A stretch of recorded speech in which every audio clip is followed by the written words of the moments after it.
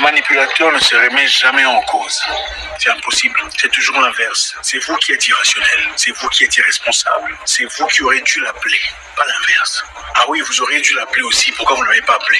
Pourquoi vous attendiez à ce que ce soit lui qui appelle? Pour le manipulateur, c'est le monde à l'envers. C'est vous qui lui faites souffrir. Son absence ne signifiait pas grand-chose si vous n'avez pas osé l'appeler. Donc malgré le mal qu'il ou qu'elle vous a fait, vous auriez dû fournir le premier pas pour essayer de l'appeler. Après lui avoir demandé pourquoi tu n'as pas appelé, pourquoi tu as disparu. Je suis parti, mais bon, c'est pas comme si tu m'avais cherché. Manipulateur. Le manipulateur ne se remet jamais en cause. Il n'a jamais tort, il a toujours des arguments, toujours des explications. Il faut toujours chercher à le comprendre. Pour le manipulateur, c'est vous le problème. Peu importe ce que vous présentez comme évidence, comme fait. Regarde ce que tu as fait. Tu m'as manqué de respect en public. Oui, mais c'est parce que tu m'as parlé injustement. Oui, c'est pas comme ça qu'on parle aux gens. Mais il ou elle t'a manqué de respect en public. Elle aurait bien pu éviter ça. Oui, mais tu vois, moi, je n'accepte pas qu'on me fasse ça. Voilà. Manipulateur. Elle a toujours des raisons pour justifier son absence. Ce n'est pas comme si tu m'avais cherché. Elle a toujours des raisons pour justifier sa méchanceté. Je ne comprends pas ce que moi je ressens. Inutile de chercher à comprendre ce qui se passe dans sa tête. Parce que pour le manipulateur, la vie tourne toujours de son côté. Elle n'aura jamais tort. Le danger ici, c'est qu'il arrive le moment où on commence à se remettre vraiment en cause. On commence à se poser cette question en disant, c'est moi qui suis malade ou quoi? En fait, c'est elle qui m'a manqué de respect. Ou c'est lui qui m'a manqué. C'est lui qui a fait ce qui s'est passé. Mais maintenant, et soudainement, vous commencez réellement à vous remettre en question. À vous poser des questions. Est-ce que c'est moi qui ai loupé quelque chose ou quoi? Ce n'est pas vous. Vous avez été manipulé. Si ça arrive une fois, c'est une chose. Si ça arrive répétitivement, où vous commencez à vous poser des questions en demandant, mais c'est elle qui m'a insulté. Maintenant, on commence à trouver des excuses pour justifier pourquoi elle m'a insulté. Comme si c'est moi qui avais tort. Vous faites face à un manipulateur. Une personne normale vous dira « Je suis désolé, je n'aurais pas dû t'insulter, je n'aurais pas dû te manquer de respect, je n'aurais pas dû te raccrocher au nez, je n'aurais pas dû partir. Ce que tu as fait ne justifie pas mes faits.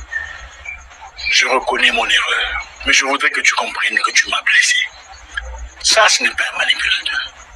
Un manipulateur te dira « Oui, j'ai fait ça parce que tu as fait ça. » Oui, j'étais insulté parce que tu faisais comme ça. C'est un manipulateur.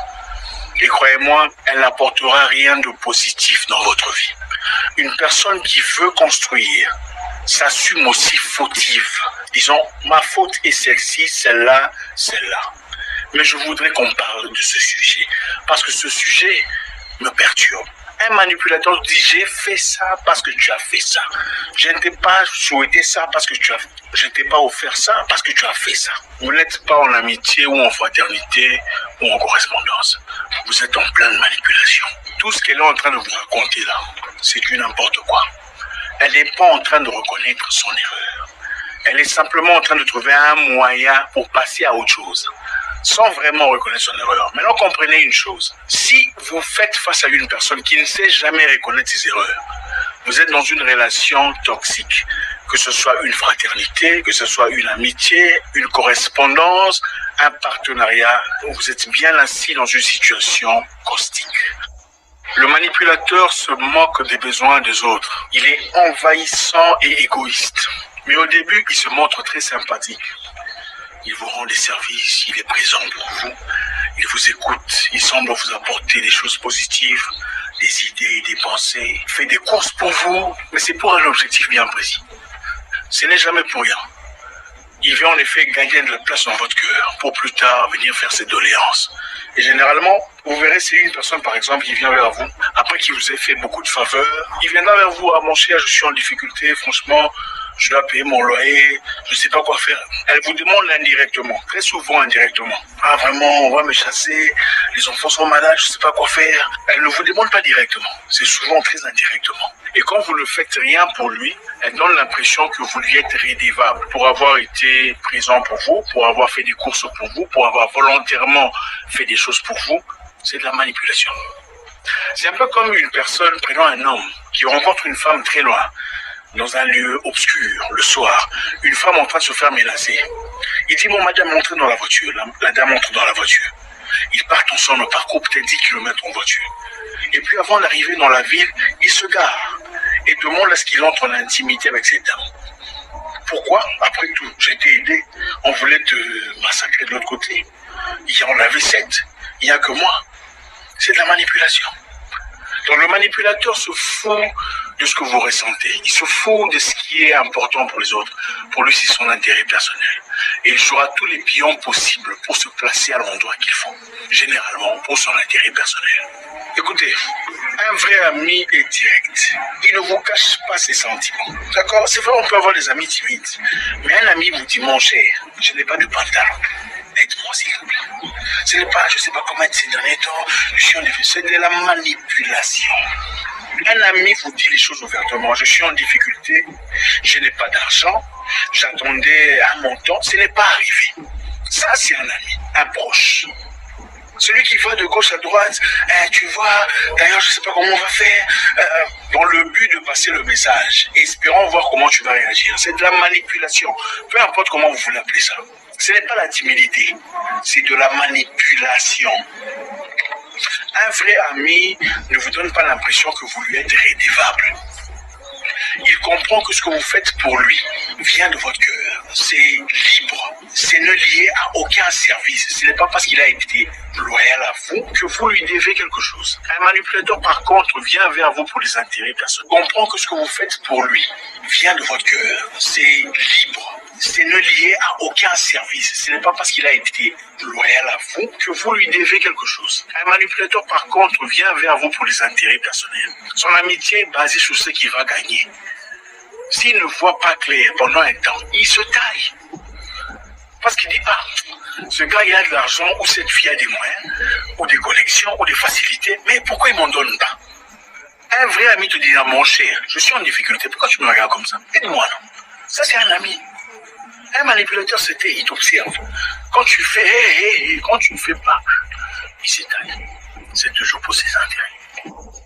Un manipulateur ou une manipulatrice n'a pas d'empathie pour les autres.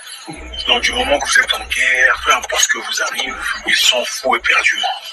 Ce n'est pas son problème que vous perdiez quelque chose d'important de votre vie, que vous traversez un moment vraiment horrible, que vous connaissiez un accident de voiture. Ce n'est pas son problème. Vous êtes en guerre, peu importe ce que vous arrive, il s'en fout éperdument. Ce n'est pas son problème que vous perdiez quelque chose d'important de votre vie, que vous traversez un moment vraiment horrible, que vous connaissiez un accident de voiture. Ce n'est pas son problème. Vous voulez reconnaître une manipulatrice, que vous perdez ou une manipulatrice n'a pas d'empathie pour les autres. Donc du moment que vous êtes en guerre, peu importe ce que vous arrive, il s'en fout éperdument. Ce n'est pas son problème que vous perdiez quelque chose d'important de votre vie, que vous traversez un moment vraiment horrible, que vous connaissiez un accident de voiture, ce n'est pas son problème. Vous voulez reconnaître une manipulatrice, regardez comment elle traite un proche avec lequel elle est en conflit. Un proche avec lequel elle est en conflit. Observez son attitude. Qu'est-ce qu'elle se déplace? Comment agit-elle? Une personne normalement constituée, même si elle est en guerre avec un proche, il y a des choses qu'on ne dit pas.